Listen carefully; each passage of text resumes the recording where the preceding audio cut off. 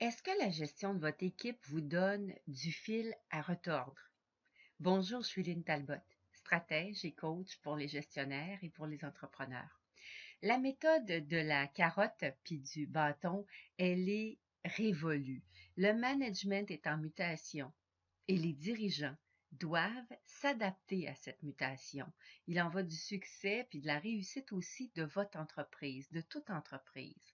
Par conséquent, l'autogestion en vue d'une autodirection, est-ce que ce serait par hasard la voie à suivre dans nos entreprises? Bien, il y a de nombreuses entreprises qui y croient.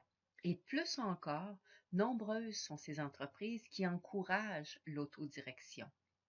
C'est quoi l'autodirection?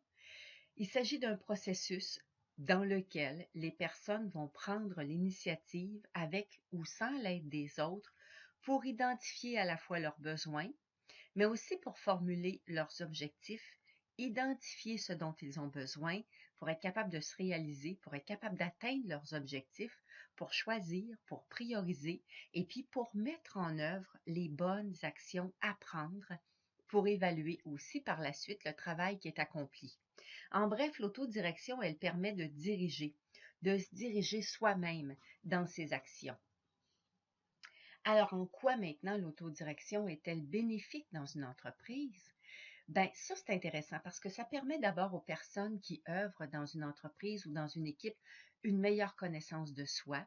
Ça conduit aussi à une plus grande autonomie, au dépassement de soi et ça permet de donner aussi un sens à son travail et à son rôle dans l'entreprise. Plus encore, l'autodirection s'avère une source de motivation et de développement de ses forces dans l'entreprise qui, ultimement, va permettre d'accroître son efficacité, mais aussi sa performance au travail. Maintenant, trois éléments essentiels à mettre en pratique pour pouvoir développer l'autodirection. Le premier élément essentiel, c'est celui de bien se de connaître ses forces, de connaître ses valeurs fondamentales personnelles, ses préférences, pour être ensuite capable de s'engager à produire le meilleur de soi, puis ultimement faciliter l'atteinte des objectifs qui nous sont fixés ou qu'on se fixe.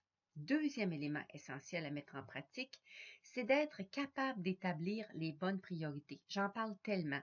De s'engager aussi à gérer à la fois son temps et son stress. Ça passe par une intelligence émotionnelle forte, aussi par un engagement à gérer son temps et ses priorités brillamment.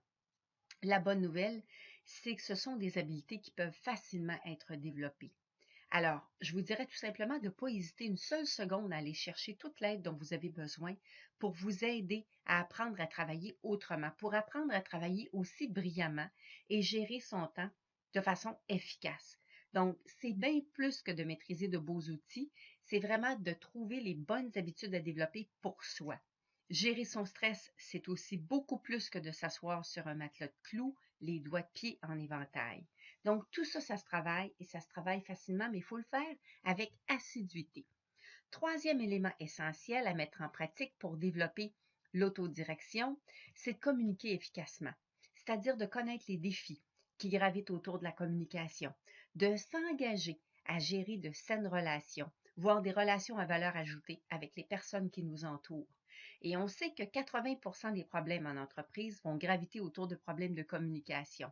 Alors, plus vous connaissez les pièges de la communication, mais aussi les meilleurs moyens de communiquer efficacement, bien, plus vous êtes en mesure de consacrer vos efforts et vos énergies aux bonnes priorités, à vos activités essentielles et profitables. Alors, en terminant, je veux que vous sachiez que je suis là pour vous. Et si vous avez des questions ou encore des commentaires, bien, c'est avec plaisir que je vais vous répondre. Sur ce, je vous dis au plaisir, bon succès et à bientôt.